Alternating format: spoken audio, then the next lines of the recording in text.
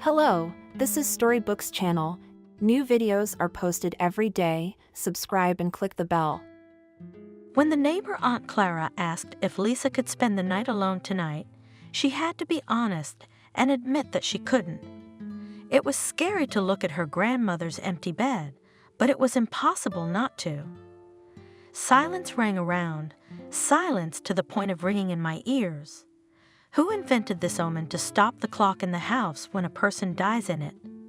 My grandmother loved her antique clocks, their slightly rustling sound. When Grandma brought little Lisa here, the clock had been here for a long time. Lisa cried the first night. Grandma sat on her bed and quietly comforted her. "You see, you and I are going to make a good life together, like girlfriends. I've chosen the coziest corner for your bed. Doesn't the clock bother you? You can hear it rustling in your ear." Lisa quietly pushed the pendulum and cried silently. It couldn't be that Grandma was gone. When her 6-year-old had been told that Mommy and Daddy were dead, she hadn't believed it for a very long time. They must be somewhere now, which means they'll be here someday. That's why she flatly refused to leave their common home. She doesn't even remember why she agreed. Probably her grandmother had managed to persuade her in some miraculous way. Grandmother was so skillful. At first, Lisa was still terribly afraid that she would be taken away by some of the strangers who appeared in the house after Mom and Dad disappeared. There wasn't a single evil person among them. It was just that they were all complete strangers to her. She was afraid to even cry in front of them, let alone answer their questions. When they asked her something, she did not just keep silent, but turned away just in case. That way they would get away from her faster, stop noticing her. One day some aunt pestered her. She told her that she had to go to kindergarten tomorrow, and Lisa turned away and looked at the front door, pretending not to hear anything. Instead of Lisa, the aunt answered some incomprehensible nonsense, their neighbor Camille, with a purple curly head. She had long ago been promised to be taken far away to another town to visit her grandmother. And now Grandma had come on her own and turned out to be just that. Daddy never lied. Having met her grandmother, Lisa immediately stopped being afraid of all the terrible fears. It turned out that she and Grandma had no one but each other. Lisa was glad when she learned that it would be just the two of them. "How nice that it's just you and me, Grandma, with no strangers. Grandpa would have loved you very much too. You can be sure of that." Granny smiled. She wasn't very happy that it was just the two of them. There were lots of pictures of Grandpa in the house, but all in albums, and only one on the wall. It showed both a young and dark-haired uncle, cheerful and strong, sitting in a boat, and on his lap he held a little boy, a little older than Lisa, and the boy was very serious, frowning and gripping the oars tightly. Lisa recognized right away that this boy was her daddy. They had pictures of him as a child at home, too. Grandma said that here they were on a fishing trip. It had been some very fishy summer, and they had had a terrific vacation. And in the early fall, 2 days after returning from vacation, Grandpa was killed in the line of duty. Little Lisa was afraid to ask what that execution was, and Grandma wouldn't explain. Further family history, sad but also beautiful in some ways, Grandma revealed to Lisa later. James, her dad, grew up and went to Washington, D.C. to study. To his mom's delight and relief, he had absolutely no desire to follow in his father's footsteps, no attraction to any dangerous service, and simply enrolled as a design engineer. Thoughtful and focused James, very suitable for this specialty. Everyone around him thought so too. No one expected from the guy, no adventures. But he did. He fell in love with a girl from a wealthy family. And he didn't just fall in love for a while, he really fell in love. He was like that about everything. And the girl Emily, Lisa's mom, turned out to be the same way. Both mother and stepfather were sure that sooner or later she would marry the son of a family friend, with whom the stepfather had a business partnership. The guy was really very shallow, had been educated in England, had returned, and was making a significant contribution to his father's business. He was in his late 30s. Financial prosperity was in sight. Why not get married?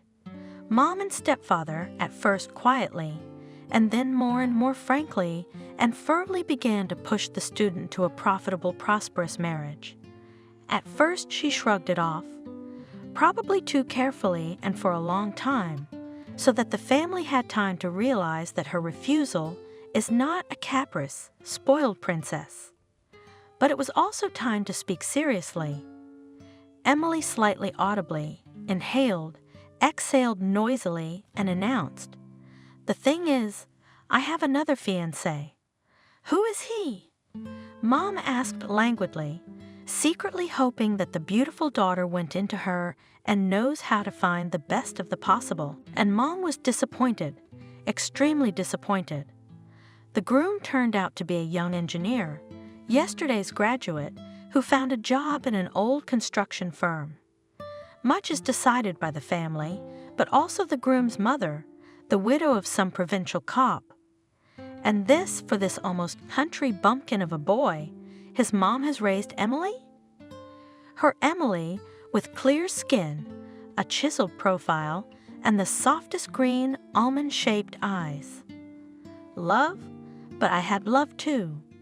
I loved marrying your daddy, who got involved in an obscure project and left you and me penniless.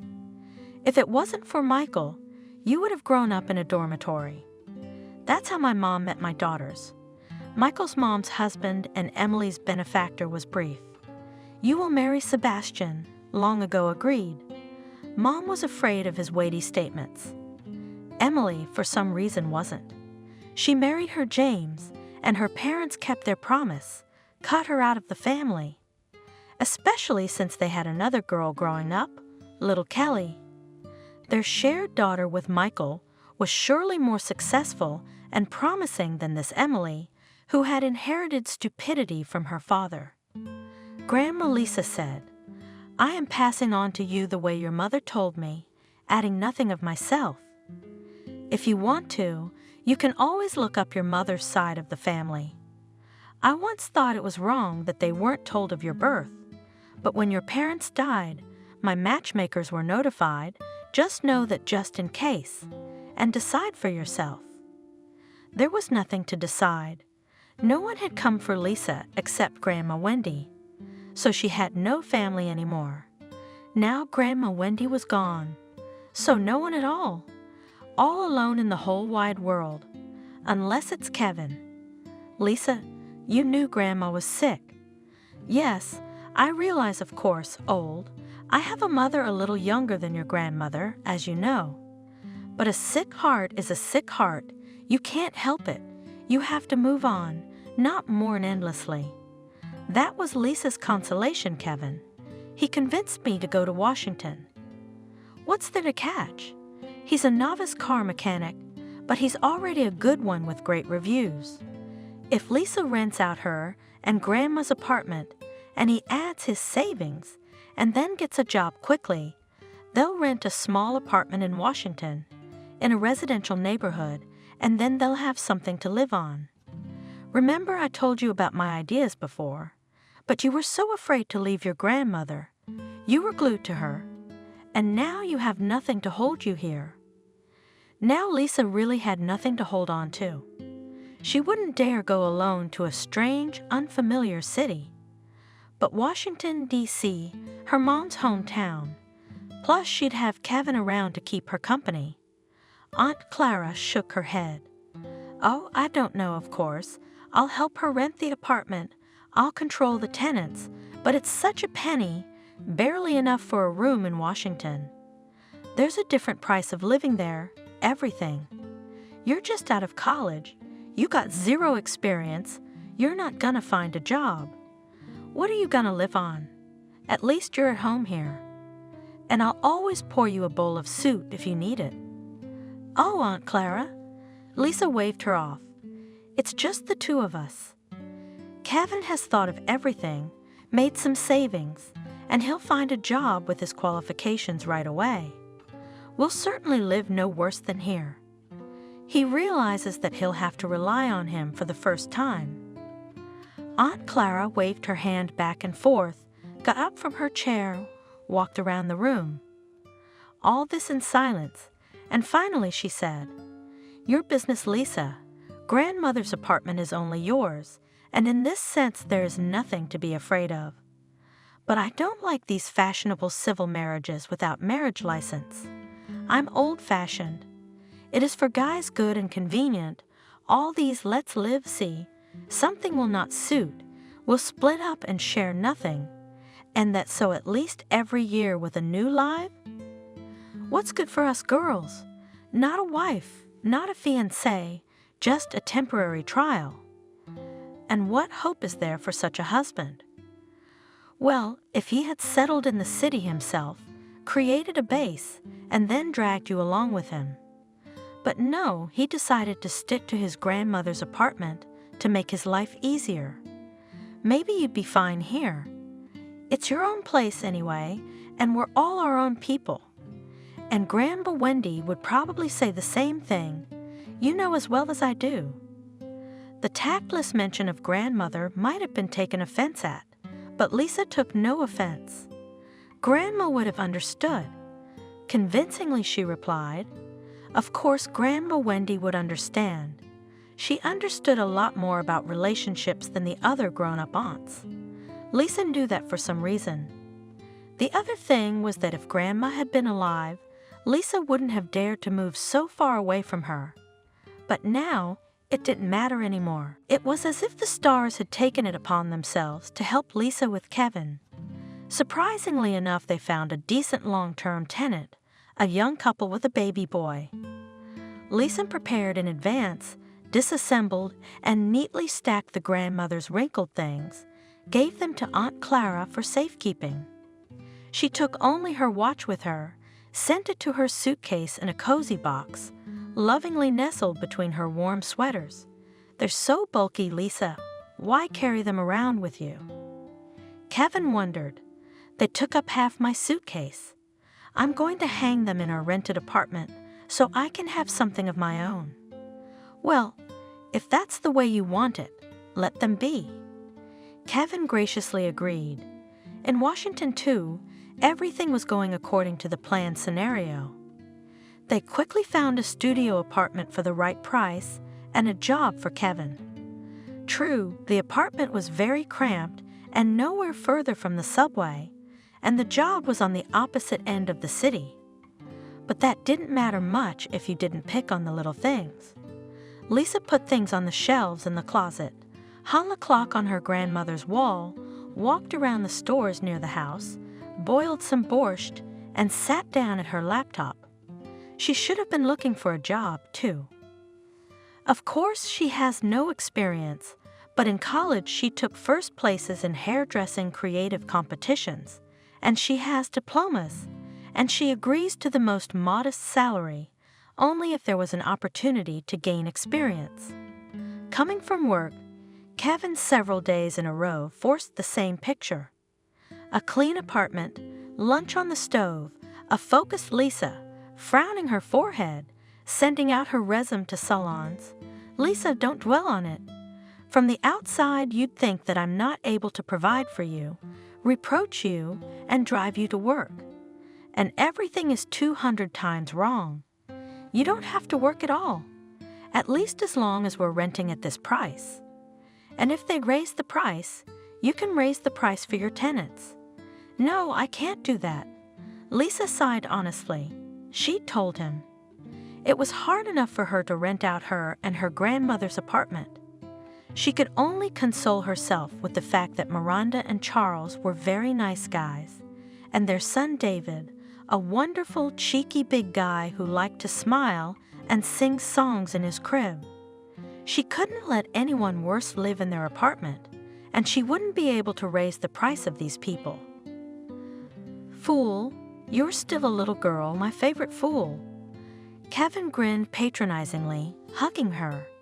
"All right, I'll take care of the problems myself.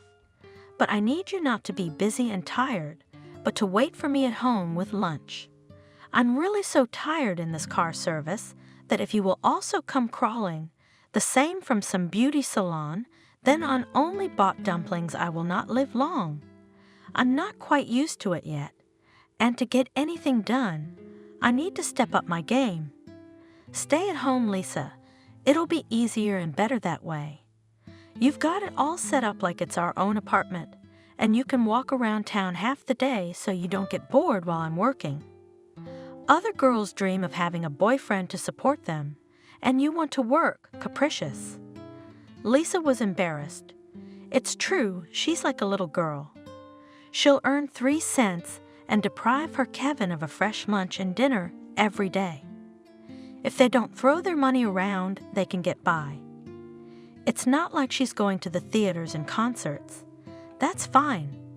They'll get along just fine without her earnings. Summer came, and Kevin's conviction that she had no need to work came in handy. Although the summer was cool and windy, with frequent rain, it was still a beautiful summer. The city didn't seem so uncomfortable and gray to Lisa when the shady greenery in the parks grew. One day Lisa went to the museum, and without noticing it she spent 3 o'clock there. She told Kevin at home at dinner and suggested, "Why don't we go together again this weekend? I didn't have time to see and memorize everything there, and then we'll go somewhere else. Why did we come here if we can't see anything?" "Lisa, I came here to earn, not to spend." Kevin explained condescendingly, "I can see it all later if I want to." Kevin worked hard and saved money for some important plans, which she promised to tell about later. Kathy, the neighbor on the floor, with whom Lisa managed to make a friendly relationship. She thought she was unlucky with Kevin, Lisa. He's a hard worker, he's determined beyond his years, he'll bring everything into the house, you can see that. You know how infantile guys are these days. Take my Ethan. We already have a 2-year-old son. What matters to my husband is his friends, his company. Friends are the center of the world. They should always rush to help at the first call, and it doesn't matter that his wife had other plans. She is not bored with the child, the son always cheerful. They're all selfish, most of them, so you've got a good one. Although you're pretty, Lisa, you could have found a better one, someone not stingy, who would take you everywhere, but not a fact. So yeah, if you're not picky, you're pretty good." Lisa, after Kathy's words about options, it was even kind of embarrassing to tell her that she lacked something. She had a very different idea of their life in D.C. It seemed to her that they had been together for 100 years, and Kevin had stopped loving her truly like he used to. He comes home from work tired, often irritable over nothing, collapses on the couch waiting for food, and looks at Lisa as something that has always been there, is there, and will always be there, like a central heating radiator, for example. At night, though, he changes, especially before the weekend. He remembers that there are affectionate words, promises that he will definitely think of something interesting for the vacation. Probably, it's really about fatigue, about worries. We'll be able to achieve something in a foreign city, in a megalopolis? To get accustomed here? Of course, it's hard to work alone for 2 people. Everything is getting more expensive. Soon the landlord will hint at an increase in rent. We'll have to find a job for ourselves. Kevin will grumble at first, but then he'll realize it's better. And she'll have no time to be bored and think of silly things. And it will be interesting because the hairdresser is a man of art, no matter how much her favorite one giggles about it. Lisa thought about it.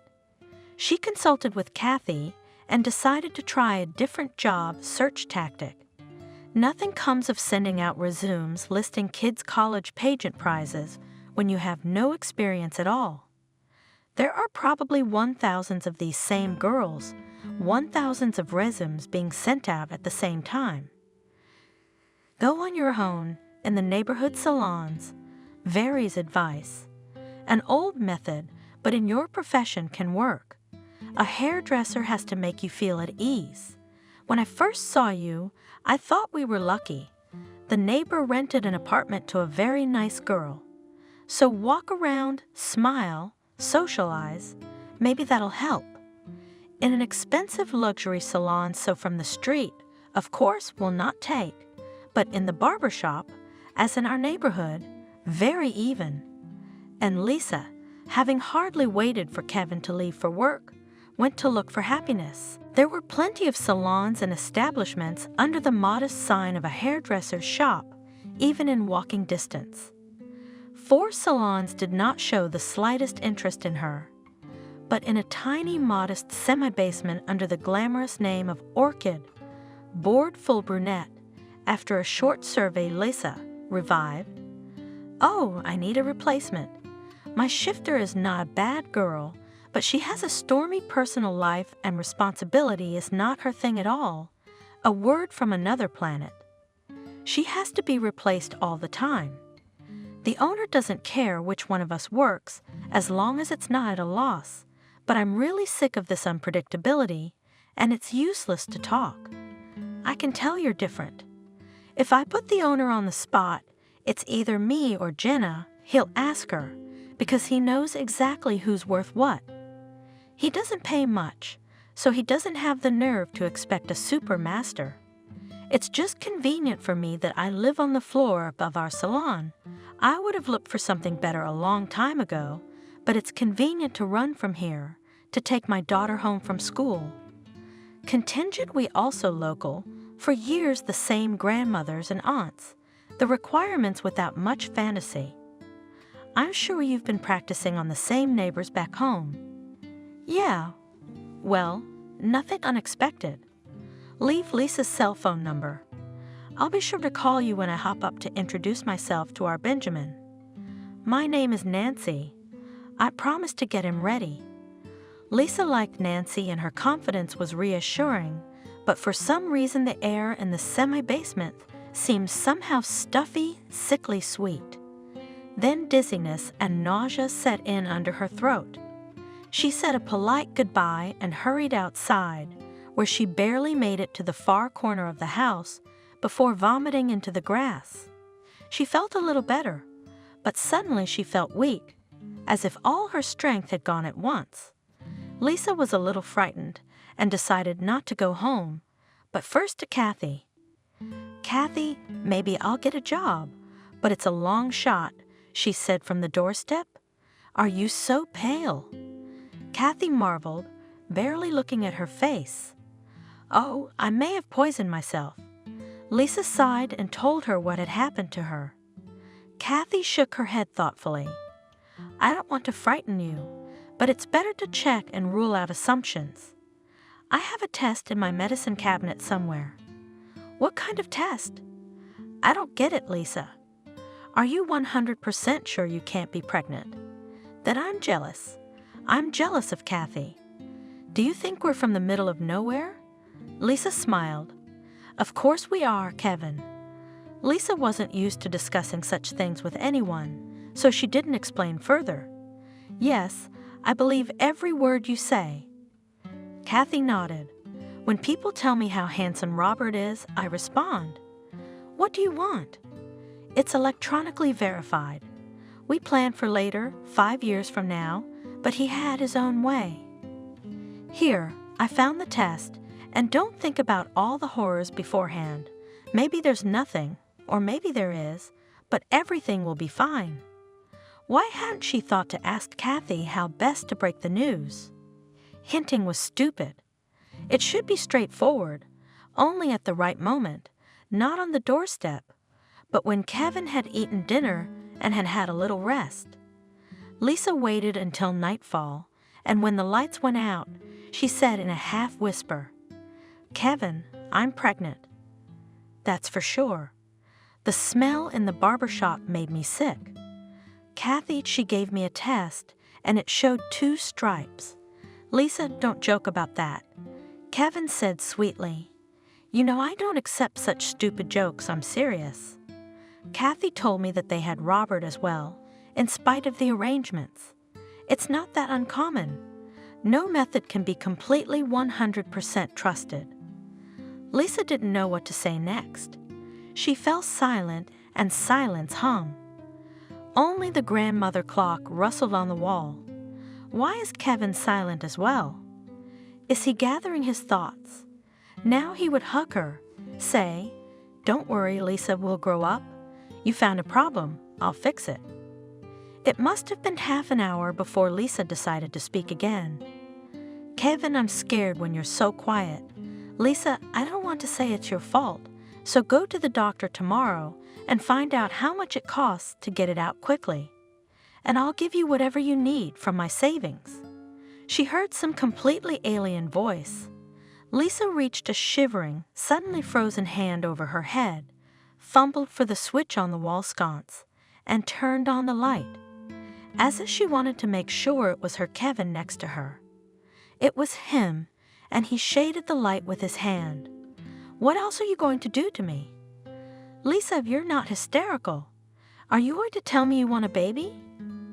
"But that's nonsense. Why do we need one, especially now?" Lisa tried to catch his eye, but he averted his gaze with his palm and curved his mouth. She suddenly regained the ability to speak. "I didn't want anyone, because I didn't think about it. I can't abort. If there's already a child, I'll love it. My grandmother told me my father was happy when he found out I was coming, even though he and my mom didn't have anything going on at the time. He just loved her very much, so he loved their baby right away, which was me. Of course, your daddy's the noble knight, and I'm the scoundrel. Did you ever think that he hoped to make peace with his rich wife's family by having a child? No? That's life, baby." Lisa silently slipped her feet into her flip-flops, went into the kitchen and cried, resting her head on the table. Was her daddy counting on something or not? He still couldn't, so to speak. Quick. This, clean it up. She knows for a fact he couldn't have. She carried with her, behind her passport cover, a small photograph of James and Emily squatting, holding the handles on either side of a tiny little girl in a crimson jumpsuit, just now learning to walk. "Daddy, Mommy, there's no one else to support me." Lisa Wells stopped crying. I heard a good-natured voice above me. "Go to sleep tomorrow. If you're afraid, I'll take you to the doctor myself." "Well, I'm sorry about that. Soon you won't even remember about it." "I'm not getting rid of the baby." "Of course you're in favor of creating poverty. I could have guessed that when you were picking up stray cats with kittens, only I'm not a stray." Lisa interrupted him quietly. "Listen, let's get some sleep, calm down, and then we'll talk intelligently in the morning. I'm tired as a dog at work, and here at home Brazilian cereals. I'm gonna go to a friend's house for the night. If you want to talk without drama, call me." Lisa watched in silence as Kevin raked his underwear and clothes off the shelf and threw them into his gym bag without looking. "Don't worry. He'll play the free wolf, cool down and come back and apologize. You main thing at once, do not talk to him, and make first pretend that morally offended and convinced that perfectly well do without him." Lisa reassured and admonished Kathy. "I don't have to pretend. I can get along just fine without him. Even if it's not fine, it's terrible. You'll still have to get by somehow." Gloomily, Lisa assured him. "Why are you so downhearted?" Kathy continued to comfort her, not very confidently. Lisa interrupted her. "I'm sorry, Kathy. You're the best, but don't have any of this. He doesn't need me. I saw that last night. I don't understand why I didn't see it before. Not when I was comfortable needed. Aunt Clara was right. If I didn't have money from my grandmother's rent, he wouldn't have called me here. he'd have left alone. Promised to come back for me and disappeared. He's disappeared anyway. Lisa couldn't take it anymore and burst into tears again. She cried and was angry at herself for crying, for not being able to hold it in. It was as if Kathy had read her mind. That's right. Don't be ashamed of me. Cry as much as you need to. You'll calm down quicker that way. I know what I'm talking about. We fools believe that we are loved, that they will take care of us. Sometimes we are lucky not to be wrong, but often we are not. Kevin didn't come back. Calming down, if you could call it that, her quiet, confused state, Lisa looked around and realized there were no things left in the apartment for him to come back for. All the little things they had managed to buy in the household only mattered to Lisa herself. Kevin had taken his clothes. Where does he live now? With the single Noah he'd made friends with at his new job. He loved the coziness and the lunches Lisa cooked from his grandmother's recipe with imagination. Was he so scared of the baby that he was even willing to sacrifice his comfort? Lisa had endured a whole week and still dialed his number. The subscriber's phone was switched off or out of range. Maybe she should go to his workplace. Kathy reasoned aloud, which conveyed Lisa's confusion. Do you want me to ask Ethan? He won't say no. He's such a chatterbox, it's not hard for him. He'll talk man to man, at least find out how your Kevin's feeling. Like you can't see it already. Lisa looked up at her. She'd lost weight, her face had gotten gaunt in the last week, and her anxious green-brown eyes seemed huge on him. Maybe he's not sure yet. Do you know how cowardly they really are? Uh-huh. Lisa smiled strainedly. I'm all out of money. I've gotten into an untouchable transfer for my grandmother's apartment, which I'm using to pay for this place. If I keep eating this money, I won't be able to pay the landlord here any time soon, not even next month. And I can't not eat. I'm very hungry for some reason. And Kevin knows my money situation, and he doesn't care. What have you decided about the baby? Kathy asked cautiously. I don't know what I've decided. I could feed myself, but the baby how? What will we live on when he's born and I can't work yet? I have no one, Kathy. I don't even have anyone to come to ask to babysit while I work. And I can't get rid of him. Don't look at me like that. I can't, that's all. I think it would be even worse then than it is now. Kathy walked around the kitchen, looked in the spice jars, and said, If your creep doesn't show up, you can always go home. At least there are all those aunts there, who were friends with your grandmother, will help you with something. But it's a last resort to go back without a dime. Your sentence is still quite short. You could have time to get a job here in Washington. Ideally, officially, of course, maternity leave. Employers don't like it when it's clear. They say you got a job on purpose, but they have their truth, you have yours. You need to live, and they will not take away. But with your profession and no experience, it may not work out that way. So at least you'll have something. I'll always buy you a meal and feed you if you need it. You won't run out. If you don't spend your paycheck, you'll save up some money here and come back to your town with a small reserve for the first time. Or maybe you'll be lucky enough to find something decent. Then you can stay in D.C. as long as you want. Maybe I'm wrong, but that's what I'd do if I were you. Work first, and then we'll see. Lisa thought that's what she'd do. She just did. Half an hour later, her cell phone rang. It was Nancy from the Orchid. Lisa, hi. Listen, I won't tell you over the phone, but I think there's something for you. Benjamin wants to see you. He said he'd be at the salon by 3 o'clock this afternoon. So you should come too. Do you want your papers? Yeah, I doubt he'll be looking at your papers right away. Well, take a passport just in case, that you are not some Asian citizen, for example. Nancy laughed. I have no idea what he'll think of our unpredictable. Unpredictable. That's not very reassuring, Lisa thought. But you don't have to choose. It's a good thing she's not nauseous today, and she looks pretty good. She washed her hair and makeup, put on the newest of her weekday dresses, and even slipped into her heeled sandals, though she usually ran in more comfortable shoes. By 3 o'clock she was at the salon. The director had to wait another half hour. Lisa was having coffee with Nancy and a customer from the next door, a bright, freshly painted redhead, a cheerful lady. "The bosses aren't late. The bosses are late, girls," announced the lady, wiggling funny. She entertained Lisa and Nancy with funny life stories, and the wait was neither anxious nor boring. But when the principal did arrive, the hilarious customer quickly said goodbye and left.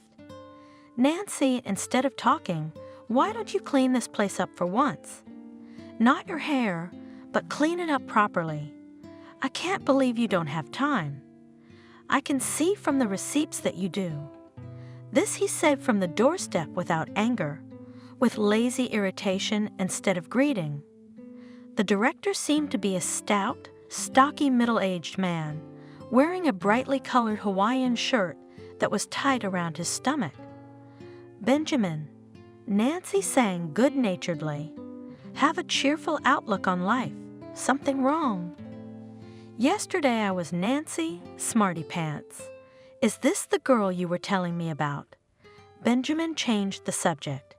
"Yes, this is Lisa, a certified hairdresser with—" "Hello, please take me on probation." "The girl Lisa, brown-eyed blonde." Benjamin hummed, quite friendly, taking a quick look at Lisa. "But the thing is, I don't need another hairdresser. I'd like to see if she's any better than Jenna. I'm not gonna mess with you. Why did you ask me to come?" Lisa asked, confused. "Nancy praised you so much that I wanted to see if you would be a good fit. I have a restaurant in addition to this place. Now I need another waitress, a pretty and smart one. Urgently, it's summer, the people went. I do not have time to go through the ads and do not really want to waste time. If it suits you, you'll earn money over the summer. Tips are and nothing, as far as I know, and in the fall we'll see. I'm just saying I won't make it official. It's not profitable for me. I do not have such fancy establishments. In the fall tourists will be less. Maybe half of them will have to be fired. As is usually the case, the work is seasonal. I'm on my way there right now. I can take you with me. You take a look around, see what you like, then we'll talk about shift pay." "Yes, thanks for the offer, of course I'll go." Lisa agreed right away. There's no point in pretending to be something. She's in the wrong situation. How long will she look for a job in her specialty? What if she's already in a position to be seen? And will she find one at all? You could end up with nothing, and this is a chance. Nancy, behind Benjamin's back, nodded quickly and waved her hand in the affirmative. And before Lisa knew it, she was working at Violet Punch for the 4th week. Yes, that was the taste in names that Benjamin and his companion James had. The Punch was in the same semi-basement as the Orchid, only with a larger space.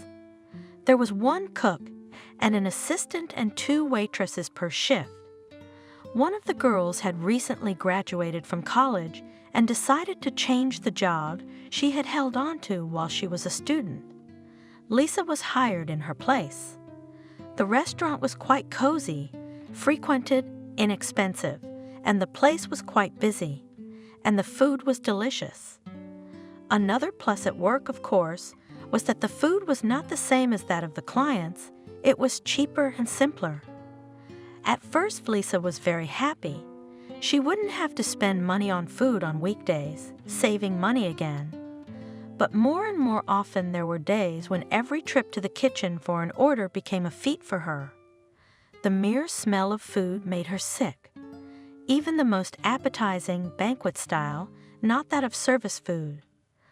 Lisa worked in shifts, 2 days on 2 days off, 11 o'clock to 11 o'clock p.m., and you'd never guess in the morning. How's the shift gonna go? Will you fly from morning till evening and chew cabbage, carrots, and apples all day, or barely crawl, holding on to the wall and trying not to look at the food, coming to the kitchen for an order? The doctor at the women's clinic where Lisa had registered for temporary registration explained. She has toxemia. It happens often, but it's nothing to worry about. It should pass soon. I wish it would go away soon. When the cook Charles, Lisa is calmer. He doesn't notice anything. He doesn't understand it, like all guys. He thinks it's just a girl who hasn't slept well. And Molly, the cook, looks suspiciously as if she had guessed it all long ago. Lisa tried not to think about it, remembering Kathy's advice. You need to take care of your nerves now, or you'll be in trouble later with a nervous child. It's just a job. You do it and you go. Who cares what anyone thinks? Kathy used to do that. She recently came back to work from maternity leave, returned to her accounting department, and about the tedious, nagging chief accountant that she told with laughter, without resentment and worry. Maybe it was good that the heat was a rarity in Washington. But one day it got unbearable on the shift. It would soon be over. She ran into the locker room, behind which was the restroom. She opened the door, undid the top 2 buttons of her white work blouse so as not to get it dirty. When I was about to get up and go to the hall, I heard behind me, "Don't make any sudden movements, girl. There are only 2 tables. The second waitress will manage without you. Let me make some tea, it helps. I've got a lot of mint growing in my cottage. I'll give it to you at home if you want it. Ginger tea also helps, and you should eat more often and sleep more. I've had 2, I know." Molly looked at Lisa without mockery, but also without pity, with calm understanding and sympathy. For some reason, Lisa felt not scared, but much better about the fact that she had punctured herself after all. In 10 minutes in the kitchen, while she drank mint tea, she told Molly her whole story. The usual story, she said. "Molly, are you going to take the groceries?" James asked behind her back. "Hello, Molly." In turn, Molly asked, deliberately mocking. Lisa even forgot that she was sick and realized with sober horror that James could have heard their conversation. This companion of Benjamin's, young, thin, and silent, really frightened her for some reason, unpleasant. He always came in unheard, his gait. With the cooks he sometimes says hello, even says something else. But the washers and waitresses are furniture, they never even dignify him with a word. Lisa jumped up at his discovery and happily clung to the elbow of Adriana, who had appeared in the kitchen. "Oh, Adriana, let's go for a second." Come on," said Adriana as soon as they were out the door. "So what? I had tea in the kitchen. There are no people in the hall. Don't be afraid of this, James. Benjamin is in charge, and this one is just pretending." In the evening, Benjamin arrived, in another Hawaiian shirt, and with a particularly heavy odor of booze for Lisa. He called Lisa into the kitchen room, the accountant's office. He examined the girl squeamishly and tiredly handed her an envelope. "This is your salary for the month. Check everything honestly. You don't work anymore." "Why?" Lisa asked with barely moving lips. How insolent modern girls are, especially from the periphery, like you.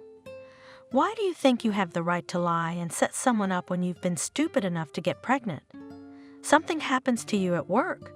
This is also in some labor inspectorate will go and tell how the bastard director did not register you for work, exploited you, and you will demand maternity money. I won't scold you and scare you, so that you don't faint immediately. I'm just asking you to go quietly and don't try to pull something like that. He was almost friendly, without anger, his voice smooth and lazy. Lisa had a lot of things she wanted to say, but she kept quiet. She wanted to toss him his money, but silently took the envelope. It would come in handy. It wasn't even for her. Let's really take this one somewhere, shall we? Kathy suggested it. Do you want me to report him for poisoning at his diner? Yeah, they'll just fire Molly or Charles. Lisa shook her head. Oh, right, that's out. Oh, we'll get the IRS on him. I'll say 2 times the check was not given at the service or sanitation or the fire department. I mean, what's the number of inspections he's gonna be pissed off about? Kathy, I won't feel better if he feels worse. Well, I would. Kathy confessed honestly. In their own apartment after work will not give rest after work. Kathy's husband, Ethan, muttered to Kathy. All their intrigues.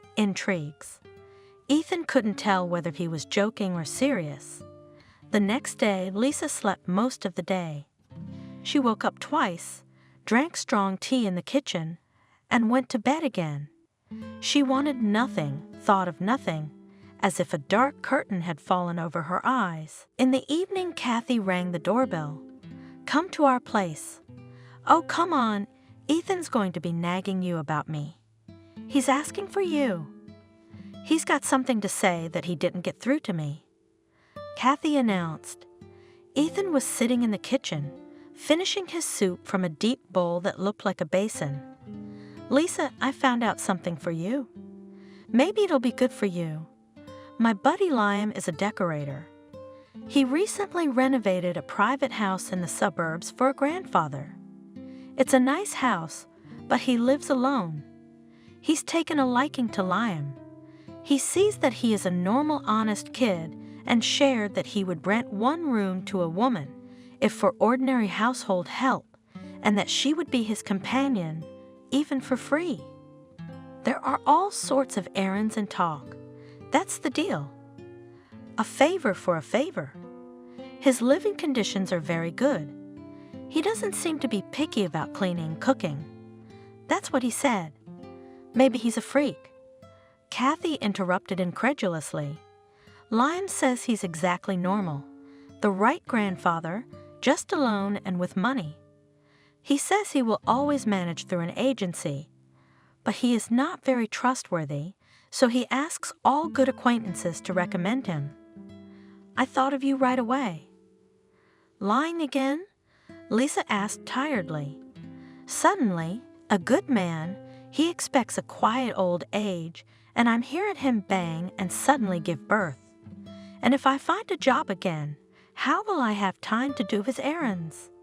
Then you have to pay for the room like you're supposed to. Look, Lisa, don't confuse me. I'm not Sherlock Holmes, I'm slow. Why don't Liam just tell him honestly that this is your situation? That's probably the right thing to do. Let him decide for himself. Yes, no. Lisa nodded. Even Ethan wanted to help her. She thought he hated her for hanging around their place a lot. That didn't make sense. It wasn't likely to work out, but she should say thank you and pretend to hope. So she did. Ethan headed off to his Liam. Kathy exhaled noisily and offered, Let's have some cherry pie for the night, shall we? If you're really hungry, it's okay for once. Do you think, Kathy, that something good could come out of it? Go and have a look. You've got nothing to lose. Just take a good look at the landlord. He's a tricky old man. Instead of hiring a housekeeper for a salary, he's looking for a girl who'll do the same duties for a room. Don't be shy. Just ask directly what exactly you have to do. Maybe there's plenty of work out there. That it's easier to rent a room for money than to do it all every day. Honestly, I couldn't do it. I sometimes hit my chief accountant with a stapler or a hole punch for her nagging. And there are 1,000,000 reasons for nagging, but it's still worth a look. On his first day off, Ethan took Lisa to meet his grandfather, who rents out his room. According to him, the grandfather was not at all confused by Lisa's story. He didn't even ask anything. Kathy planned to go with her husband and a friend, thinking of a good reason to take a walk with the child in the countryside. But Robert was ill, feverish, and cranky, and they had no time for walks.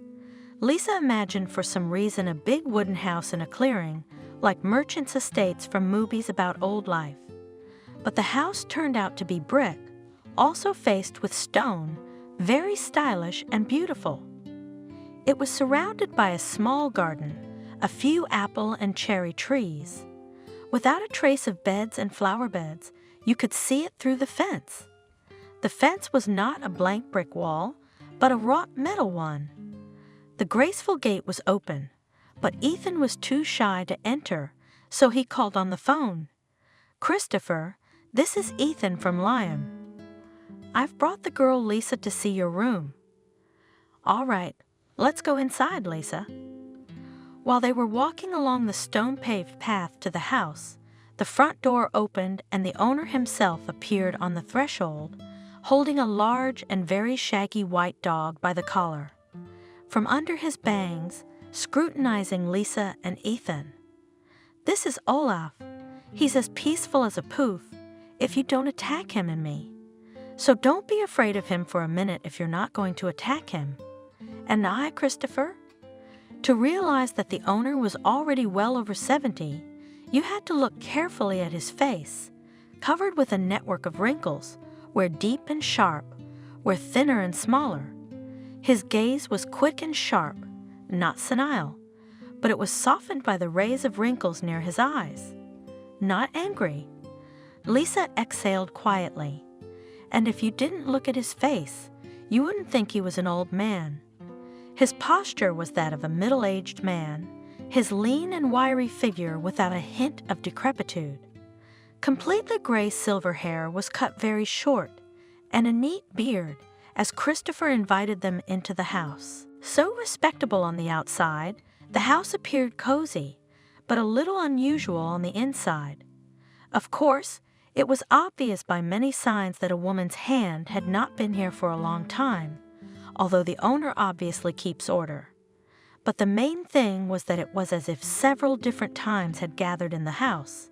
So different was the furniture, even the bedspread and curtains. In the spacious hallway on the first floor, it was XX century, and in the living room, it was like the 19th. It was clear even to Lisa, who didn't understand antiques, that the furniture was vintage. She snapped to attention. It was probably rude to look at everything so closely. Ethan, at his host's suggestion, sat down on the edge of the guest sofa and demurely kept quiet. "Do you want to see your room right away, Lisa?" Christopher asked. "Have you already decided that I'm the right person for you?" Lisa was surprised and confused. "Have you already decided that I'm not the right person for you?" The owner laughed. "Don't be so quick to judge. Let's see the room. It is here on the first floor. I'm on the second floor. There's a study and a bedroom. The rest of the space is abandoned. It's just a bunch of old archives. I'm sorting through it, but I don't feel like it. If you'd like to keep me company, I'd really appreciate it. Of course, if you're interested." Christopher opened the light beige silent door. "This is the room. Come in, Lisa." The square room, overlooking a cozy corner of the garden, seemed very warm and cozy. There was only an old chest of drawers, a small table with a mirror and a bed. "We'll find a closet for outfits," assured the owner. "If you don't like the curtains, change them. The main thing is not to tear down the load-bearing walls, and the rest is negotiable and solvable." Lisa remembered Kathy's instructions. "Christopher, I like the room. I just need you to tell me all your conditions at once in detail. You told Liam that you're renting out the place for household help, and I want to know what my duties will be. I'm conscientious. But you know I have some difficulties. What a businesslike girl you are." The owner smiled. Your difficulties, as you put it, do not interfere. Maybe it will sound strange what I will tell you, but try to understand. I know you have no one. I don't have anyone either. I could hire a pro housekeeper, and I have, but I don't want to anymore. It's uncomfortable having someone else's professional servant in the house. I don't have a need for the house to be perfectly cleaned like a magazine, and I need to be served like a luxury hotel. I need a live person in the house badly. I like you, and I don't like all people. And household chores without fanaticism, all the same things you would do if I were your dad or grandfather, living under the same roof with you. Little by little according to mood, so that you do not doubt, this is not charity. This kind of work is worth about the price of a house. If you help me with the archive, that would be the most wonderful thing. I'll pay you as a secretary for that. Lisa had imagined the conversation with the owner of the house differently, and she had imagined him differently while she was on her way here. It seemed suspicious that everything was going so well. Well, she'll find out the pitfalls later. Christopher, when can we move in? If your friend Ethan is willing to drive up and down to get your stuff, you can move in today. I'll give you money to stop by, buy us dinner, celebrate the housewarming. Yeah, I'll make dinner. Lisa promised. Let's go ask Ethan. It turns out that archives are not dusty and boring documents, but a very interesting thing. It's like reading a screenplay, only it was all real. Especially the diaries, they're alive. Something like the magicians of books, when there were no computers, and even typewriter was far from everyone and only at work. People just wrote down their thoughts, with a pen on paper, and even earlier, with a fountain pen in ordinary school notebooks, or beautiful, thick, swollen, from the lives they contained. And people had enough time for that, despite the fact that there were almost no household appliances, and life itself wasn't any easier. As Christopher said, life has simplified and lost a lot. No, there are a lot of good things now, but the old good things had better stay. It was very interesting with him in general. Kathy was worried that Lisa was bored on the outskirts of town with her old grandfather, and called her to come and visit them more often on weekends. Lisa was happy to come, went for a couple of walks with Kathy and Robert around Washington, D.C., and then was just as happy to come back. Oh, come on, my bunnies, I've got to go home, she said last Saturday, and surprised herself. At the same time as Kathy, she already thought of this house and the room in it as her real home, the one she'd lived in for a long time. And her grandmother's clock seemed to have always hung on the wall opposite her bed, where Christopher had hung it. Not picking on you, Grandpa. Kathy asked, well, about the variety of the menu, or that you put things in the wrong place when cleaning, that you're not neat enough or lazy? I mean, what kind of grudges can grandfathers have? Probably like my Ethan, only twice as much because of his age. To be honest, it's hard for me to even imagine Christopher as a fastidious old man. Lisa laughed. It turns out that I don't do anything heavy at all, just basic things, the same things I did when I lived with my grandmother. Dinner, simple cleaning, and Christopher takes away my cleaning supplies if he thinks I should be tired by now. And he's always spoiling me with all kinds of good food. He says he bought it for himself, but he barely touches it. Kathy, he's not a typical grandfather.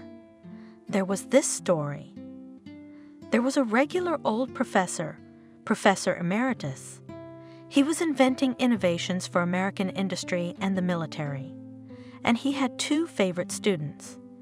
Both of them had been working with him for years, and then he started some big project, and he was really hoping to move it forward. One of his pupils worked with him on the technical part, and the other one was more forceful and dodgy, running through all kinds of instances. He was trying to get funding or some permits. For me, these technical scientific works are just a dark forest. I only realized one thing about them. They are very long, and the result is not always what you expect. And while these companions were working, the funding ran out. Soon there will be nothing to eat. It is unclear who will pay for the work at all. Already, at least from the house, all the valuable things in the pawn shop. And when everything was ready, one of the companion students disappeared. The one with the punching bag? Kathy guessed. Took all the designs with him and took off. That's what it was all about. That's what it was. He went to the north, patented an invention there, provided for himself and his children for life. And these two honest martyrs of science? The professor almost had a stroke. He was ill for a long time, barely survived, and when he got back on his feet, his wife also took him to the north, persuaded him. She had a close relative living there, married very well, and the second student stayed here in Washington. At first he thought he'd get drunk, but then somehow it all worked out. Talent, it finds a loophole. He met the right man, a very smart man. He started working for this man. He worked out a whole production for him and made good money back in the 90s. And then he got an inheritance from the North. It turns out that his favorite friend professor still managed to work there, but for himself, and the professor had no children. So he wrote a will, half of his property to his wife, half to his student and colleague, where I live. This old archive that we're going through now, it's the professor's. Christopher carried it everywhere with him, since it was left to him. The professor and his wife left their antique furniture to him before they left. They could have sold it. It is not cheap, but the professor wanted at least something valuable in memory of himself, the student to leave. He felt he'd let him down with his earnings and recognition. So when Christopher bought the house, he moved everything in. So now he lives surrounded by these memories. He wants to sort through the archive and publish some of his favorites, as if he owes it to his teacher to have someone here to remember him. What a life people have lived. Kathy shook her head. Even intelligence isn't a guarantee that you'll live a problem-free life. Listen, why is he alone, your Christopher? If around such a wealthy grandfather there are no heirs, then, and really, there is no one. There's something wrong with him if no auntie's got her hands on him. Kathy, he doesn't mention that at all, and I don't ask. Maybe if he asked me something personal, I'd ask him. He doesn't ask me either. I think he's embarrassed. He's so well-bred that he doesn't pry into other people's business. Yes, intellectuals are complicated. Kathy confirmed, with a knowing look, as if she talks to professors every day. Maybe, on the contrary, it's easier to live like that if you follow all these rules. I won't make any predictions, so as not to jinx it, but so far, you seem to be having a good time. You've even gotten prettier. Even though you're digging through dusty archives. Yeah, I looked like a skinned otter when I moved in. Lisa agreed. Look, I'm not being intellectual, I'll ask you. Has Kevin showed up yet? Kathy, I'd be the first to tell you. You, Ethan, and Christopher are the only people I have in Washington. Christopher rarely forgets anything, and now he volunteered to help Lisa peel apples for jam. And it turns out he forgot his glasses in the office, probably left them on the desk, on the keyboard of his laptop. I'll be right there. Let me run. I want to run up the stairs. Lisa had only been in the office a few times. It was Christopher's diocese, as he put it. He tidied it himself, leaving it a comfortable mess, not without logic. Occasionally he'd do a little rearrangement, swapping books on the shelves or some figurines from the table to the shelf and back again. Now on his antique desk next to his laptop, besides his glasses, there was a chessboard with bone chess and a small photograph in a thin wooden frame. Lisa hadn't noticed any pictures in the study before, at least not in prominent places. In the black and white amateur photo, A little girl with 2 ponytails on top of her head, lying on the sand in a swath of sea surf, laughing and hugging a large striped bouncy ball. Lisa remembers every detail of this photo very well. She has the same one in her backpack, in the same folder with her passport, diploma, and several expensive photos. Christopher, the photo of the girl at sea. Where did you get it? Lisa asked, forgetting her shyness as soon as she went down to the kitchen and handed the owner of the house her glasses. I took this photo. I was into photography, Christopher replied. He looked anxiously at Lisa's face and listened to her strange mood. This is my daughter Emily. I carry the same picture with me, and it came here with me. That's my mom, Emily, but she's not your daughter. A good memory is not always a blessing. It's sometimes a curse. The beautiful Vanessa, whom he had adored until their last day together, as he had on their wedding day, stood before him a complete stranger. She had become even more beautiful in the week that Christopher had not seen her, but somehow different. A well-groomed, magazine beauty that could not be touched without danger. It suited her very well, and that gold, and that fur coat in which the man she had gone to had dressed her. And she said terrible things in her perfectly calm, quiet, and gentle voice. I don't want the child to flit back and forth. She's still young. It will be easier for her to forget you and get used to a new father. Especially since Michael takes good care of her and wants her to call him Daddy. She'll have everything you could never give her. You know you can't give her anything except your love, which is nothing but words. This is a different life than the one your parents raised you for. She pestered me about you first, and to stop her asking for you, I told her you had another family and another daughter. You chose them. You know how much Emily loves me, and yet you decided to pull such a sneaky trick to make a child feel betrayed by her own father. Because of your harebrained fear that someday she'll find out the truth that you left me. She's past that. Kids forget things quickly, and when she's an adult, if she finds out, she'll understand me as a woman. And if you show up now, it'll only make her feel worse. Yeah, you've gotten to know me pretty well. I'm not gonna tell my daughter that her mother easily talked back to her father. At least let her mom be good to her. Thank you. Chuckles. I knew you'd understand.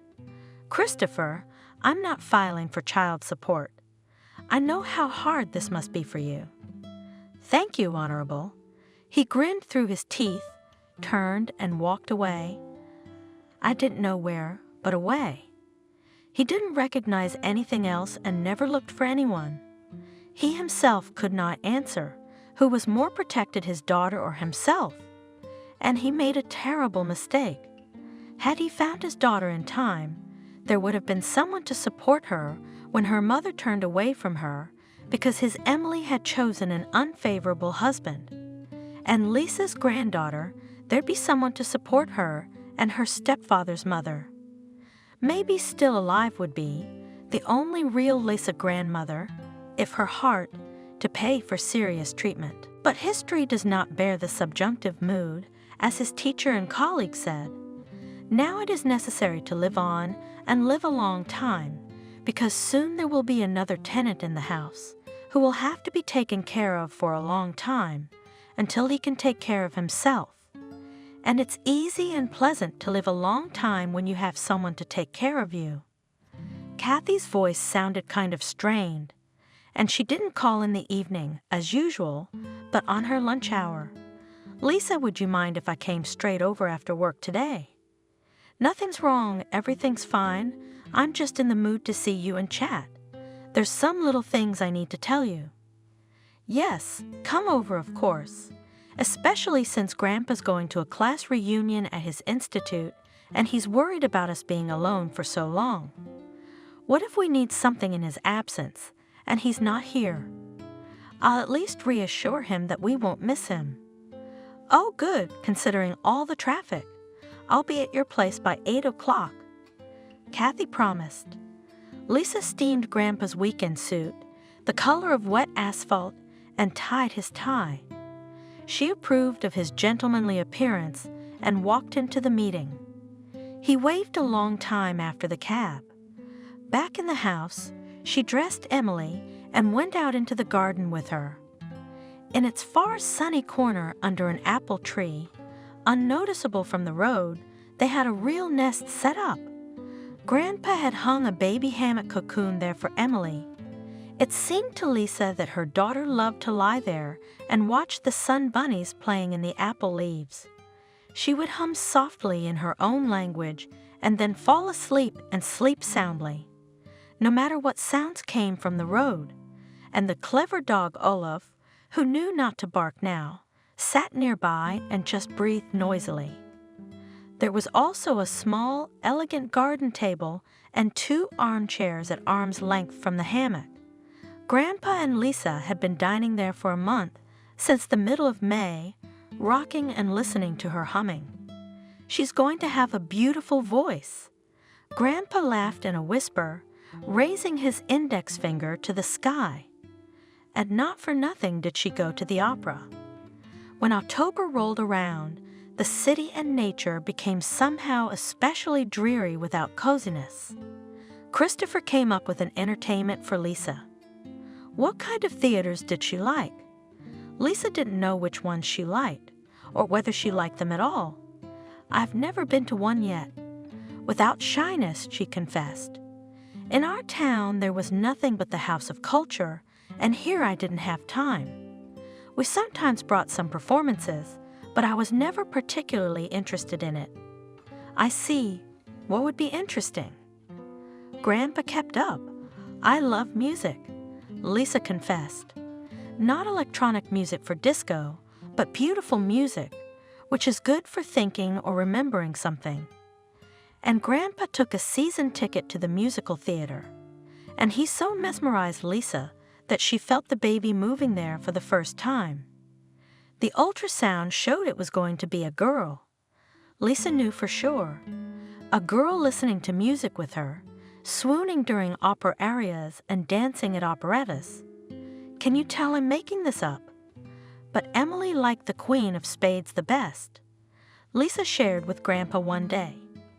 He looked at her strangely and was silent for 5 minutes, like a deaf mute, as if he was talking to himself, but couldn't say it out loud. He just glared. Lisa realized only then. She didn't tell them how she had decided to call her girl at once, as she already called her. Emily was born in February, on a windy, blizzardy night. With balloons and flowers, they were greeted from the house by the 3 of them, Grandpa and Kathy with Ethan. Ethan drove them home, and just as the friends were leaving after a small buffet, Grandpa Christopher sat down across from Lisa and asked, "Why don't you tell your father, Emily, that she was born?" "What do you think?" "Grandpa, you haven't asked anything about him in so long." "I thought you'd never ask. You don't want to know anything about him." "I just saw that you didn't want to talk about him. And now it's a day like this. Maybe you'll see things differently. The trouble with people like you is that you judge others by yourself." Lisa objected. "In some ways you're right. But don't forget that I'm old. I've learned a few things, and I've gotten rid of my naivete. Just bring me up to speed, at least briefly, while our girl is asleep." And Lisa did. To her immense surprise, it was not at all hard for her to tell her grandfather about Kevin and how easily he had left her. It was like retelling a movie or a novel. It didn't have the slightest relevance to her anymore. She has a different life with other people in charge. Grandpa agreed with Lisa. Everyone who should know about Emily's birth had already been notified. It turned out that it only seemed to Lisa that the recent past had evaporated completely. Kathy tipped it over, looked at a lump at the sleeping Emily and said, sitting down on the edge of the chair, "Lisa, you'll just have to forgive me. I beg you in advance. I'm a fool, I admit it. Don't scare me with your preambles. Lisa warned me. She had almost no doubts about what she was going to talk about. We had a big corporate retreat at work. 20th anniversary of the company. A campground, a barbecue. Toward the end of the evening, we hit the bumps to talk. Well, we have a purely female company gathered on the open veranda, all ages from 30 to 55, and there was the usual conversation about how hard it is to raise a child alone, that say, it is better not to decide on it at all. It's always poverty problems. And somehow everyone fell into such pessimism, strange for a corporate party, that I wanted to tell something good, saying that it's not always so bad. So I told your story, how you found your grandfather.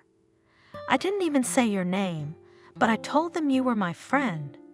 The girls were surprised, happy for you and your daughter, cheerful. It would seem that was the end of it, but it wasn't. A day later, on Sunday, the doorbell rings. There's your ex on the doorstep, looking for you. I let him in, of course, because I'm not rude. Actually, I was just confused by the surprise and forgot that I should have turned on boorish. I said, "This is a phenomenon." And then he started to me obviously according to the prepared scenario. Apparently, he realizes that I consider him a scoundrel, and he completely agrees he is a scoundrel, but only realized everything, and so on in the same style. Probably watched a couple shows as a guide. I'm sitting there nodding, pretending to be touched by his remorse. He sings to me that he would have apologized to you a long time ago if you hadn't changed your phone number and place of residence. He lost track of you, you see, and he's just now decided to ask me. He was so ashamed to show up. I was too lazy to even ask him tricky questions. I was so disgusted. They're taking me for a fool. No, I don't claim to be a smart woman, but not to that extent. How do I get away from him? I don't know. It's a shame Ethan was out fishing with Liam. That would have been easier. Kevin started begging me, give me an address, at least give me a phone number. So I said, I have my own life and my own business. I don't have time to deal with other people's. We haven't talked for a long time since we separated. We were just roommates. Maybe Lisa went home. Why don't you go to your town if you have to? And he didn't believe me for a second. Here we go. Don't lie to me, Kathy. I didn't do anything to hurt you. He's angry and about to threaten me, even though it's not good for him. I was lucky there was no bite, and Ethan got home early. So Ethan kicked him out. Talked to him in the street. Kathy paused for a big sip of frozen coffee, patted Olaf's withers, and without waiting for Lisa to comment, continued. I'm just convinced, I was convinced from the beginning, that his appearance had something to do with me talking about you at the corporate party. He found out that you had a good life and decided to try his luck and get a big piece of it. It just seems like a big city. In such cases, you realize how small it is. Someone always sees something, hears something, and passes it on to someone else. And I'm an accountant. I'm next to the HR department. I am friends with our personnel officer, told the situation, and asked to look in case in the questionnaires were the husbands of those girls who sat with us in the company and listened to my story. Went in, looked it up for a short time. Only 7 girls turned out to be married, and the hunch didn't fool me. Evelyn from sales has her husband's place of employment on her profile, a luxury car service, just like your Kevin. You said the name, and I remember things like that. Here's the most likely Kevin is a buddy, Evelyn's husband, and she told the story in front of him from the corporate party. And this goose, of course, recognized himself and you. It's too much of a match. Didn't I mention you were recently my roommate? Lisa, I'm sorry, and be aware that he might show up. Kathy, you're so full of it. Lisa smiled, trying to smile as serenely as possible. You've made such a detective out of nothing. You've even looked into the personnel files. It wasn't your fault. You couldn't have foreseen anything. It was just a story to get you in the mood. I've always loved hearing other girls' interesting stories, too. I didn't even think there could be anything wrong with it, as long as you don't gossip or say mean things behind their backs, but just talk about the person. Thank you for not being mad at me. I'd understand if you were mad at me. Are you going to do something about it? What do you mean? Lisa didn't understand. Shove the baby in a suitcase and run off somewhere? No one came to see me. Even if Kevin somehow finds out where I live, it's not like he's going to come here. If you didn't tell him it's just the three of us, maybe he's picturing a mansion with columns, an alarm system, a panic button, and a couple of grim bodyguards. Yeah, I didn't mention that. Kathy exhaled with a sigh of relief. Oh, I even said that you have a gorgeous dog, a South Russian sheepdog. By the way, this breed is considered unpredictable and aggressive. Sorry, Olaf. By the way, you do have an alarm system, don't you? Grandpa returned home, lively, satisfied with the meeting with old friends, joked, retold stories of classmates, sent greetings from them, granddaughter and great-granddaughter.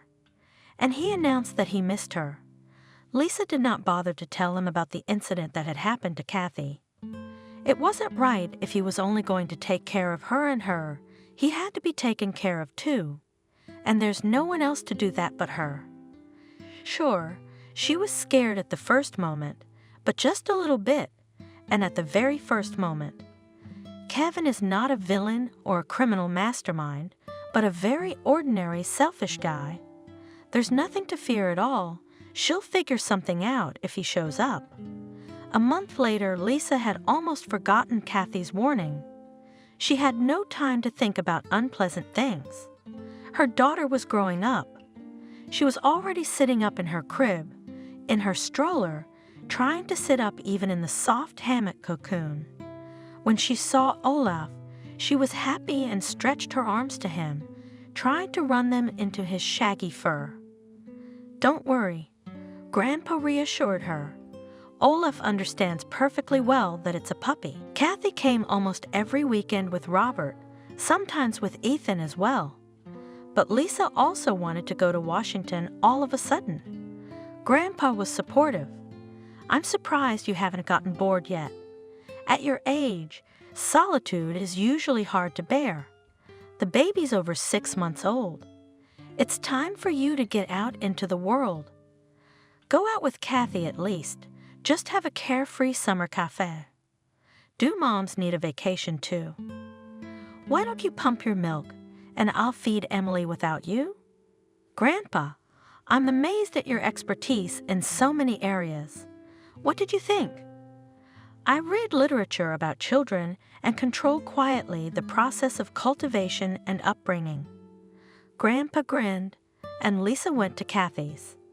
They didn't sit in an outdoor cafe, but walked around the zoo with Robert, but they still had a great time. They said they were going to come here with Emily very soon to show her the bigger animals than Olaf. She'd definitely be interested. They talked about when Emily gets a little older. Lisa will open a little beauty parlor. Grandpa wants to help her start a business that she enjoys, and it would just be great if Kathy would agree to do the bookkeeping. We did 3 laps around the zoo. Robert didn't want to leave. When they managed to get him out, they bought ice cream and sat down with him on a park bench. Lisa took a bite of the ice cream with pleasure and heard a half-forgotten familiar voice from the side. Lisa. She flinched. It seemed to her that Kathy did too. Robert was running around the flower bed, eating his ice cream on the run. Kevin stepped out of the mottled shade of a tree and stood in front of them. Lisa, hello. Lisa, we have to go, said Kathy. We're running late. Let's go. Kathy, wait for me literally just a little bit. Lisa heard her own carefree voice. I'm interested. It won't take long. I'm listening. The last kindly indifferent words were intended for Kevin. "Where is our daughter?" he asked, making a worried face. "We don't have anything of ours." Peacefully, Lisa explained. "Lisa, forgive me if you can. I need you and the daughter. It just took me a long time to realize it. I'll do anything for you if you'll let me try to start over. Kathy told you I was looking for you." Kathy stood back by the flower bed and listened, not even pulling away, Robert bouncing around her. Lisa gave a slightly derisive grin. "Very, very theatrical. I have nothing to forgive you for." It was, and it came up. So it had to be. "Thanks for the daughter. She's beautiful. What have you become?" Kevin said in a muffled voice, reproachful and admiring at the same time.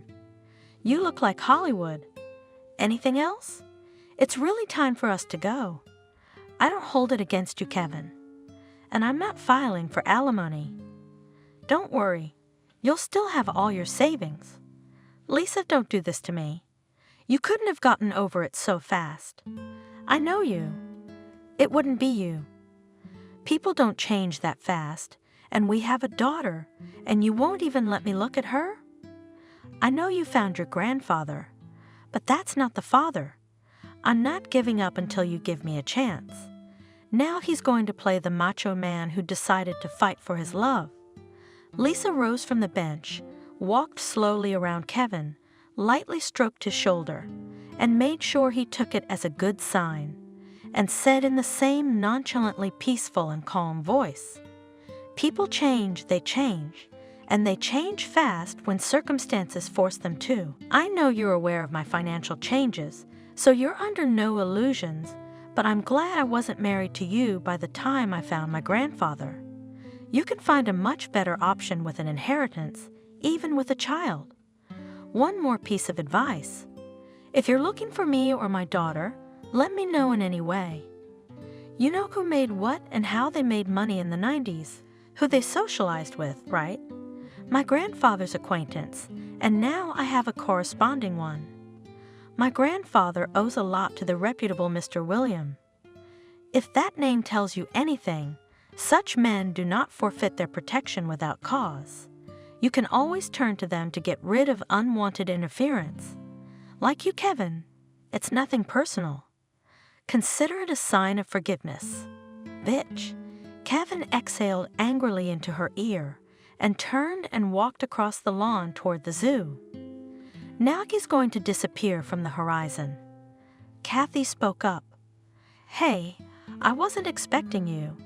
You've really changed, haven't you?" "I felt like I wasn't alone in the world, so I changed. I can see that." "Lisa, who's William? You never told me about him. Is he the guy your grandfather invented the production lines for?" "I don't even know his last name." "Kevin will do. I just thought of him." Passers-by turned around. Some irritated, but most smiled. How cheerful, infectious the laughs of those young, beautiful girls, and the little boy, covered to the ears in ice cream, running around them so contentedly. Ethan came to pick them up, as arranged. "Oh, I barely made it through the traffic." He exhaled. Imagine some uncle jumped up to me and Liam while we were fishing and started to claim with arrogance that we occupied his permanent place. There's his chair, there's his flat tire. There's his rotten fishing rod stands made of driftwood. That's a first in my life. And you know me, Kathy, if he'd asked nicely, we'd have left. And after he was so rude, I told him, "Listen, when you save up, buy this place from the city, fence it in, it'll be yours. In the meantime, behave yourself with decent people, you'll be better off." "You're just like William, my love," said Kathy. "Have you met anyone I don't know?" "It's not mine, it's Lisa's." Ethan replied that they shouldn't be laughing. There was nothing to laugh about. He would bring Lisa home and tell her grandfather that she had some strange acquaintances, ostentatious macho men about whom nothing was known in the house. You have to be serious and think more about the kids.